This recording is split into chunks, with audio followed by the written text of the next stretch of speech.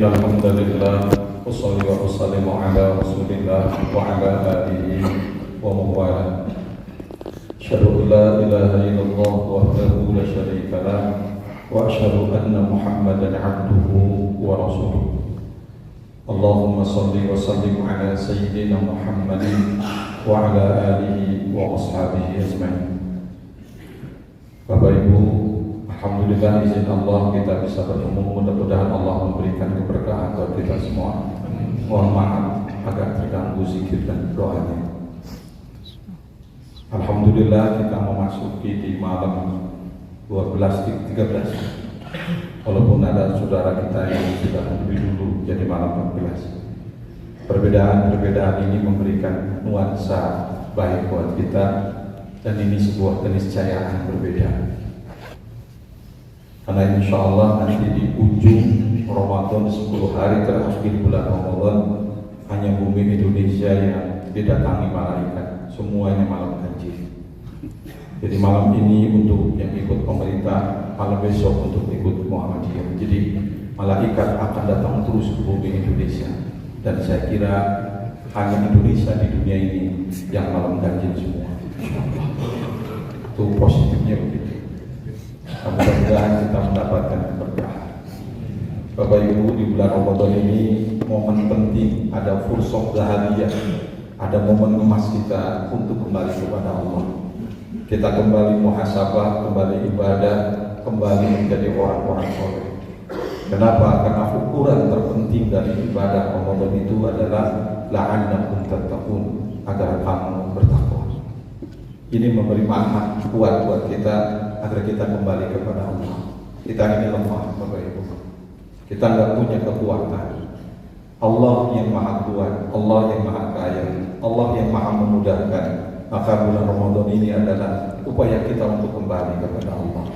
Maka alhamdulillah pada bulan Ramadan itu Rasulullah sudah menyiapkan ibadah-ibadah yang salah satu ibadah lambang kedekatan kita kepada Allah adalah berdoa. Rasulullah Shallallahu Alaihi Wasallam bersabda, "Thalathatun la turadu da'watuhum." Ada 3 orang yang doanya tidak akan ditolak oleh Allah. Yang pertama, al-imamul adil, orang yang doanya tidak akan ditolak oleh Allah adalah pemimpin yang adil. Baik pemimpin dalam skala makro atau mikro, pemimpin di negara ini, pemimpin di provinsi ini, pemimpin di kota ini, pemimpin di kecamatan ini. Kalau beliau berlaku adil, insya Allah doanya akan dikabulkan oleh Allah. Atau pemimpin skala mikro, seorang suami kepada istrinya berbuat adil, doanya akan diijabah oleh Allah. Yang kedua yang tidak akan ditolak oleh Allah itu adalah as-shaim hatta yuftira, doanya orang yang puasa sampai berbuka. Sejak kita sahur sampai sekarang, sampai maghrib, itu saat-saat doa kita diijabah oleh Allah. Maka mudah-mudahan kita bisa berdoa dengan sebaik-baiknya. Dan yang ketiga, doa tidak akan ditolak Allah itu wada'watul mazlum, doanya orang yang dianiaya. Maksudnya orang yang dianiaya, doanya akan dikabulkan untuk yang menganiaya. Bukan tolong sakiti saya biar doa saya dijawab, bukan begitu. Orang yang dianiaya, doanya akan dikabulkan untuk yang menganiaya. Walaupun dia, kata Rasulullah, orang yang kafir. Kalau seorang muslim menganiaya orang kafir, maka permohonan orang kafir oleh Allah akan dikabulkan. Ya, saya titip buat ibu-ibu, buat para gadis atau yang belum menikah, ketika ada seorang laki-laki mengatakan cinta kepada ibu atau kepada teteh, maka kalau kita tidak berkenan, tolaklah dengan cara yang baik. Jangan tolak dengan cara kasar, karena kalau ditolak dengan cara kasar, khawatir itu penganiayaan cinta, kezaliman cinta. Itu saya khawatir. Maka tolak dengan cara yang baik. Bagaimana jawabannya sudah ada. Macam, nah itu jawaban penganiayaan cinta. Tapi tolaklah dengan cara yang halus, yang lembut. Gimana teh?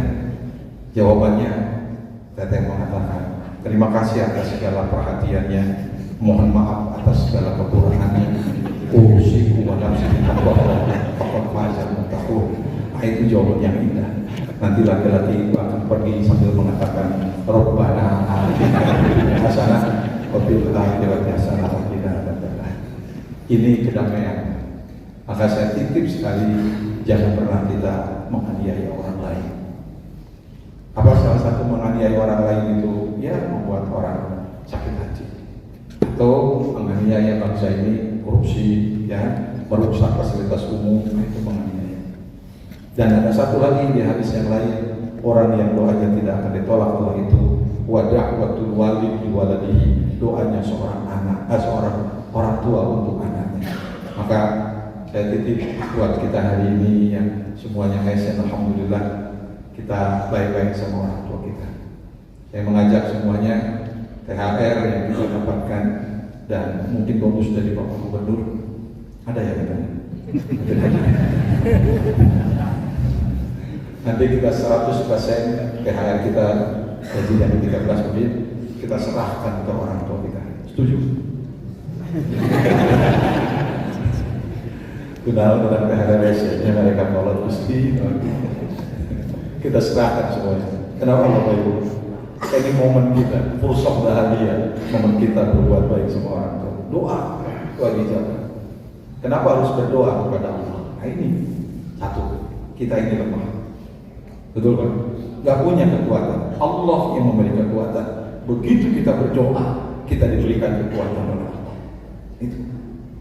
Saya masih ingat Pak, mohon maaf, malam ini Persib melawan Persebaya di kandang Persebaya. Saya prediksi 2-1 buat Persib.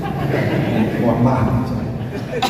Dan ini kecintaan saya kepada Persib karena saya masih menjadi penasihat botak. Saya prediksi 2-1. Kenapa? Karena Persebaya setiap kesebelasan yang main dengan Persib jadi bagus mainnya, apalagi di kandang sendiri. Tapi saya yakin BH Hujan Hodak sebagai pelatih yang cukup berpengetahuan dan berpengalaman menganalisis pertandingan, saya akan menurunkan pemain terbaik. Tom Hai sudah bisa main lagi, insyaallah. Beckham walaupun Pedri sudah dibincangkan di Solo, itu tidak akan pernah merubah strategi karena kita yakin bahwa Hujan Hodak memiliki cara untuk menganalisis dan menaklukkan siapa saja. Insyaallah. Nah, ini kekuatannya dengan doa. Saya masih ingat waktu Persib main dengan Persipura final, ya saat di Sriwijaya kalau tidak salah. Karena saya ingat ada anggota botak yang hilang 3 hari. Masya Allah. Saya sebagai penasihat itu bertanggung jawab. Anggota botak itu karena ada laporan ini. Karena kami lewat Jakarta takut itu. Ditelepon mati ya Pak. Masya Allah. Ternyata dia itu, Masya Allah, nginep di saudaranya dan 3 hari pakai motor soalnya Pak. Itu sampai kita lapor juga ke keamanan segala macam. Tapi alhamdulillah ada karena doa itu. Dan saya yakin betul kalau main saat itu Persib kalah sampai Persipura. Tapi berkat doa dari masyarakat Jawa Barat, tendangan penalti itu garis mana. Saya sampai sholat 2 rakaat. Sholat syukur wudhu maksud saya. Doa itu kita lemah, betul tak Pak? Kita lemah. Saya tanya Bapak sama istri kuat mana? Bapak sama istri kuat mana? Kuat istri Pak. Kuat istri. Kita ini makhluk Allah yang lemah. Nggak ngaku kuat Bapak itu. Di kantor punya kebijaksanaan kuat, punya kebijakan, kadang-kadang galak sama bawahan. Gila datang ke imam ngeriut. Tidak. Itu kelemahan laki-laki. Mohon maaf ibu. Saya ada kelemahan laki-laki. Laki-laki itu berpikirnya linier, tidak bisa berpikir banyak. Betul nggak? Coba saya tanya. Kalau bapak dikatakan bawa martabak, terus kata istri enak, bapak ini martabak enak banget. Besok bawa lagi tidak? Bawa lagi, kenapa berpikirnya linier? Apa yang katakan enak terus martabak. Sampai dia bilang, ayo lain hari itu. Kan begitu. Ya, bahkan bapak itu lemah. Apa ciri lemahnya? Masya Allah. Nih, saya akan bongkar kelemahan itu. Mohon maaf ya. Saya juga dibicara tentang saya. Ini kelemahan laki-laki. Kalau bapak nggak ditanya istri enak ya. Saya tanya, bapak nggak ditanya istri enak ya? nggak enak Pak. Nah, sabab sekukuran nggak biaya di rumah. Yang lebih enaknya, yang lebih sadisnya apa? Coba ini, kita ini kadang-kadang ditipu oleh istri Pak. Dia tidak bekerja, dia pegang uang kita, tiba-tiba pas bapak ulang tahun, papi ini hadiah dari mama, duit aing ya kan? Itu luar biasa. Kita bahagia banget itu, bilang ke teman, orang di balik jam tangan ke pemajikan, malah duit orang itu. Itu kelemahan kita. Kalau sudah berhadapan dengan istri kita, kelemahan yang lainnya jelas, Pak. Jelas ya. Dokter Boyke dia Nugraha mengatakan laki-laki orgasmenya sama, perempuan bisa berkali-kali. Betul ya Pak? Ya, ini bulan Ramadan. Ya kan? Apalagi kelemahannya? Ada lagi. Kenapa laki-laki kalau selingkuh suka ketawa? Kenapa laki-laki kalau selingkuh suka ketawa? Karena laki-laki berbeda beda. Kesini bilang mama, kesini bilang bunda. Repot. Pas mama, bun, sebulan mama. Makanya strateginya kesini mama, jadi aman. Ibu ini bukan mematahan ini. Ini kelemahan. Maka kita ini sangat lemah, berdoa kepada Allah. Insya Allah kita memiliki kekuatan. Kita doakan kan sih mengajar. Dan saya berharap kepada Persebaya, jadilah tamunya, jadilah pelindung yang baik. Ingat, pelindung yang baik itu akan memberikan kebahagiaan kepada tamu dan kebahagiaan kamu ketika menang Bapak Ibu sekalian, nah ini kita lemah. Doa itu membuat kita kuat. Yang kedua, kenapa kita harus berdoa kepada Allah? Karena kita tidak bisa memprediksi masa depan dengan tepat dan akurat. Ya Pak. Tadi malam saya kedatangan tamu. Beliau bertanya, Ustaz, saya mau umroh sekarang sedang berat. Bagaimana Ustaz? Berdoa saja Pak, mudah-mudahan reda. 58.000 jemaah tertahan belum pulang dari Saudi Arabia, entah dari negara mana saja. Ini semua kita tidak bisa memprediksi masa depan dengan tepat dan akurat. Musibah akan datang setiap saat, ya. Maka kita berdoa kepada Allah.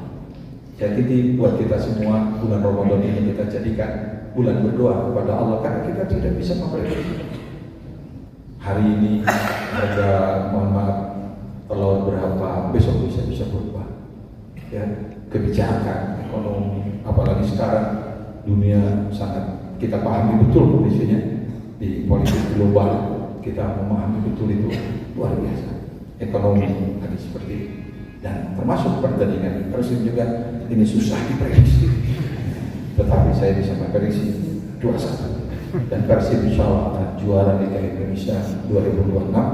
Karena sekarang dari 22 pertandingan sudah dapat 53, di bawahnya Persija yang sudah punya 23 pertandingan, 50, sedangkan Borneo FC itu sudah susah mengejar Persib. Susah sekali. Artinya kalau sekarang menang itu tambah jauh, dan saya yakin Beja Kepona dan mungkin akan dikeluarkan Febri, kemudian Jung, gitu kan. Dan orang Cimahi dikeluarkan William Barros dari Cimahi akan dikeluarkan ya, karena kan pemain Persib yang sudah dapat gelar ya, diabadikan namanya di Bandung, Ciroyong dia sudah ke Maluku Utara. Kita tidak bisa memprediksi masa depan dengan tepat akurat. Jadi kita, tapi doa yang menguatkan kita. Kenapa kita harus berdoa? Nah, yang ketiga, kita memiliki kedekatan dengan Allah. Ketika kita berdoa, betapa dekatnya kita kepada Allah. Karena kita mengatakan, Ya Allah, Ya Allah, Ya Allah. Siti Aisyah sampai mengatakan 4 kali orang mengucapkan itu, Allah tidak akan pernah jauh dari dia. Kita dekat kepada Allah karena kita memerlukan apa kepada Allah. Ya, siapa yang tidak mendekat dengan Allah? Betul ya? Kalau bapak, ibu sering ke masjid dekat dengan Allah, Allah jadi wau kabulah, betul betul. Orang wau Gusti Allah. Kalau dengan wau, insya Allah ya akan ditolong. Betul tidak? Oleh karena itu mudah-mudahan Allah memberikan kekuatan kepada kita untuk terus berdoa karena kita semakin dekat kepada Allah.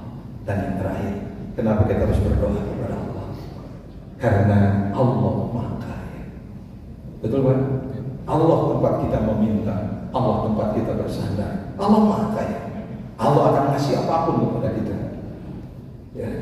Seorang sahabat bertanya, ya Rasulullah, kenapa kami berdoa kepada Allah itu tidak menijabah? Kata Rasulullah, akan dijabah oleh Allah dengan 3 kemungkinan. 1, diijabah langsung, atau ditunda di akhirat, atau kamu dihindarkan dari jeleknya permintaan kamu. Semuanya diijabah Allah, cuma 3 kemungkinan. Oleh karena itu, Allah Maha Kaya, tempat kita meminta, tempat kita memohon, tempat kita bersandar, tempat kita mengajukan apapun kepada Allah. Dan yang paling indah di bulan Ramadan ini, maka dalam sholat kita, sujud kita doakan para pemimpin kita, kita doakan bangsa dan negara kita, dan saya titip doa buat bangsa. Ya. Kenapa? Kalau ada orang mengkritik, usah ngomong Persib ceramah, ingat, Persib sudah milik Jawa Barat. Betul tidak? Ciri Jawa Barat itu 3. 1, ngerti bahasa Sunda. 2, tahu di mana gedung sate. Dan yang ketiga, menyayangi Persib. Ini Bapak Ibu sekalian. Ada nggak orang yang doanya ditolak oleh Allah? Ada. Siapa? Nah, orang yang memutuskan silaturahim, doanya ditolak oleh Allah. Jangan pernah kita putusin silaturahim. Berkah Allah akan menjauhi dia. Semarah-marahnya kita kepada orang, 3 hari kita diberikan batas. La yahillu lil muslim ayyatu akhahu fawqa 3 layal. Tidak halal bagi seorang muslim bertengkar dengan saudaranya lebih dari 3 hari. Dan yang paling baik yang bertengkar itu adalah yang mengucapkan assalamualaikum. Maka kita bahagia di dalam ajaran Islam ada assalamualaikum. Semarah-marahnya istri kepada suami, kalau suami sudah assalamualaikum, dijawab tidak? Dijawab. Kalau tidak dijawab, dosa. Assalamualaikum. Waalaikumsalam. Dijawab. Sebab kalau tidak dijawab, dosa. Ini memang kebahagiaan kita. Ya, nggak ada ajaran. Nih dalam sholat tadi, tidak boleh bapak menjawab imam. Kata imam, assalamualaikum, waalaikumsalam. Bid'ah itu tidak boleh, harus diteruskan, betul tidak? Artinya apa? Menyebarkan kebahagiaan di sebelah kanan, di sebelah kiri. Intinya seorang muslim harus bersahabat. Itu. Ya. Bapak lihat bagaimana perjuangan Persib dari bawah. Saya lihat kelas 7 Persib. Dan saya kecokan itu. Saya lihat di internet betapa keras kebojalan orang ketika Persib itu, mohon maaf, kalah. Walaupun kita menang, tapi kalah 3-0 itu waktu di Thailand. Marah katanya Bojanoda. Ketika main di Bandung kita menang, tapi dicurangi wasit. Saya melihat 2 wasit itu tengah. Dulu waktu kesebelasan Indonesia nggak masuk final, namanya Ahmad Al-Kaf dari Oman. Sekarang dari Saudi Arabia, namanya saya lupa lagi siapa itu. 2 saya catat ini, kok Timur Tengah kenapa ke Indonesia yang suka begini ya?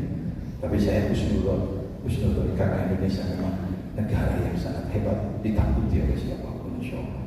Nah, makanya kalau kita marah-marah, maafkan, betul kan? Karena kalau kita memutuskan silaturahim, ingat, doa kita akan ditolak oleh Allah. Yang kedua, apa yang membuat doa kita tidak diijabah? Nah, menggunakan fasilitas yang haram, baik haram zatnya atau haram sifatnya. Haram zatnya, halal haramnya, sifatnya cara mendapatkan. Model begini, mohon maaf, seorang istri ditanya sama suami, "Mak, terus saya kene, saya ada yang kene, itu dosa menurut saya, berbohong." Lebih baik jujur saja. "Mak, atau saya kene, papa orang bertakwa mah yang mari duit teu kudu nyata." Itu lebih baik begitu daripada berbohong. Dan bapak juga tidak boleh berbohong, betul tidak?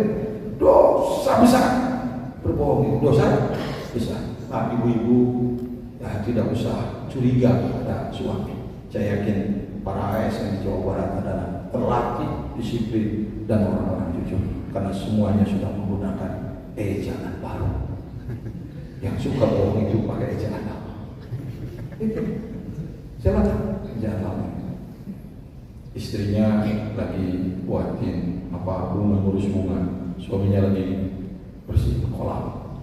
HP suaminya dekat istrinya, kiri 7 kali jajan. Kata istrinya, Pak, si jajan telepon 7 kali. Terkudu mah, jangan mata bener, atau masih jajan mah, gak baik. Itu bukan jajan, ejaan namanya itu ya. Nah, ibu-ibu hati-hati. Kalau suami akrab dengan ejaan lama itu menipu biasanya. Tapi saya percaya, udah ejaan baru semua kan. Nah ini Bapak.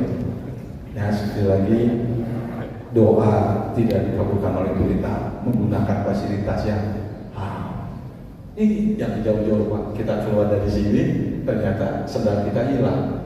Ada yang mirip sendal kita. Itu sendal kita atau sendal orang? Sendal orang. Otomatis jangan dipakai. Tidak ada orang lain di sini. Bukan sendal kita. Keluar, nyeker, selesai. Coba, silakan Bapak Kahluna beli kain bersama istri. Pas keluar pamajikan, pas ningali ayat jelema siga pamajikan. Pandai murah. Mirip. Maaf orang besok. Jangan melakukan yang haram. Ya, termasuk mohon maaf, Bapak jangan caranya kasar-kasar itu haram. Itu ya. Pemain baru sebelum Pak goreng, wasyuk.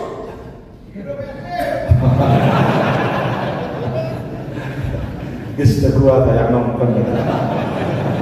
Teu bisa kasih bayar di TV we. Ya, kenapa Bapak Ibu? Kita ini ada perbuatan-perbuatan haram yang sering dilakukan oleh kita. Betul ya? Jangan pernah kita lakukan karena akan menghalangi doa dan niat. Terakhir, kenapa doa kita ditolak oleh Allah?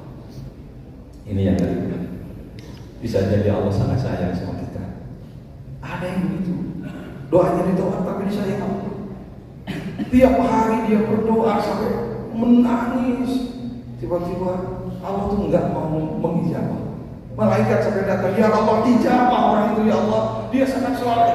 Kata Allah, aku senang lihatnya ya Allah, aku mencintai dia. Aku khawatir kalau aku mengijabah dia tidak berhenti lagi. Mau orang seperti itu? Dicintai Allah, tapi doa tidak dijabah. Mau tidak? Orang mana yang dicintai, yang dijabah. Salah. Kita ada orang yang begitu. Maka mudah-mudahan kita ingin dicintai Allah. Makanya berdoa, insya Allah Allah akan menjawab. Itu Bapak Ibu sekalian.